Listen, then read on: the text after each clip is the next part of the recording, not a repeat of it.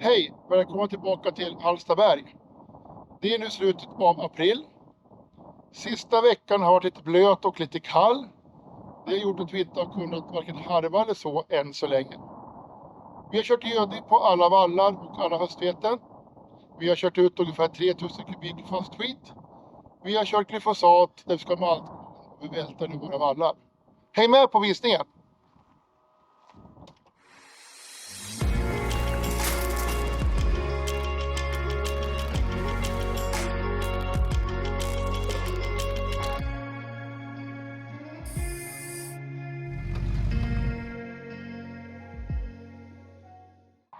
Vi sår och tröskar en 450-470 hektar per år. Åt oss själva samt åt 2 stycken kollegor.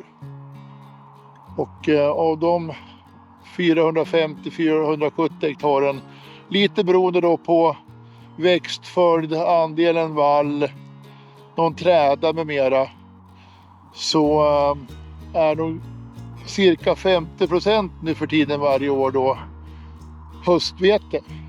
Och vi kör i år själva Norin. Tidig skörd, tidig halmbärgning, bra förfrukt till höstraps hos oss.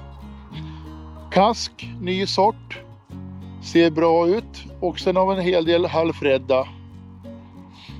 Våran kollega Christer vi kör åt, han kör även Informer som han sen har som fodervete till sina grisar.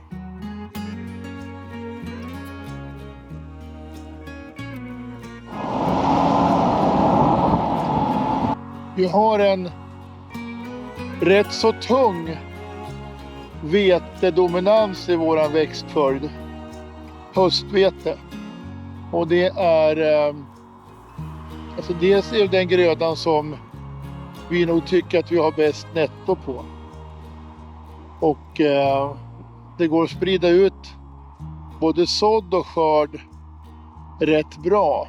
Vi odlar 40-50 hektar norinvete varje år som skörden brukar starta med någon vecka in i augusti. Så odlar vi även kask i år och halvfredda. Får en lite differentierad mognad, vilket är bra då för att nyttja tröska och tork bättre. Kommer igång med skörd och få in fin halm. Så även norinen funkar oftast då som förfrukt till höstraps. Sen är ju då höstvetet för våran del här i Mälardalsområdet. Vi kan ha en del torra vårar, torra försomrar och ibland blött. Det är lite olika, men ofta är försomrarna lite tuffa för oss och då är vetet det som klarar en torrperiod och värme bäst. Ta minst stryk helt enkelt. Så att då, vi är nog inte unika på det. Det är nog många utav kollegorna runt omkring som tänker likadant, har ökat andelen höstgrödor markant i sin växtföljd de sista 1-2 decennierna. Höstraps har vi inget som sagt i år, men vi siktar på så höstraps i höst. Rapsen är ömsom vin, ömsom vatten i vårt område. En del bra raps finns och en del är nu uppharvat eller på väg att bli uppharvat. Vi väntar på vårbruk. Fortfarande kallt i luften, kallt i marken.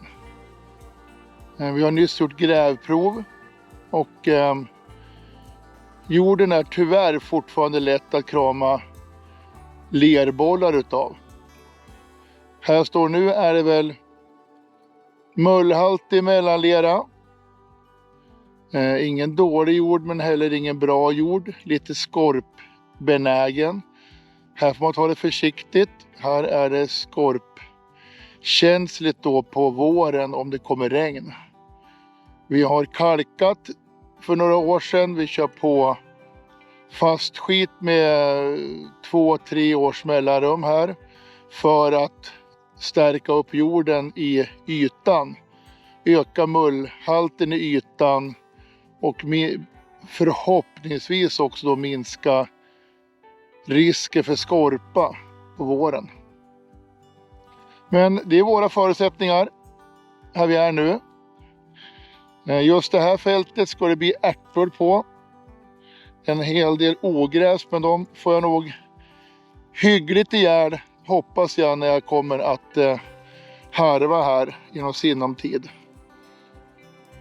Sen blir det behandlingar i ärtorna både mot enhjärtbladiga och flerhjärtbladiga kulturväxter som jag inte vill ha i mina ärtor.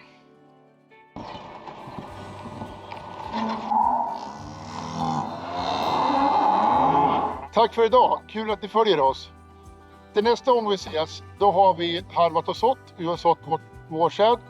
Vi har nog kört skit på vårt höstvete som andra giva. Vi har bekämpat ogräs i höstvetet.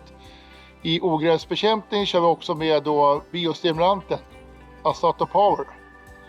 Följ oss gärna också på YouTube, Follow a Farmer eller BASF på Facebook. De plattformarna är vi aktiva på. Hej då!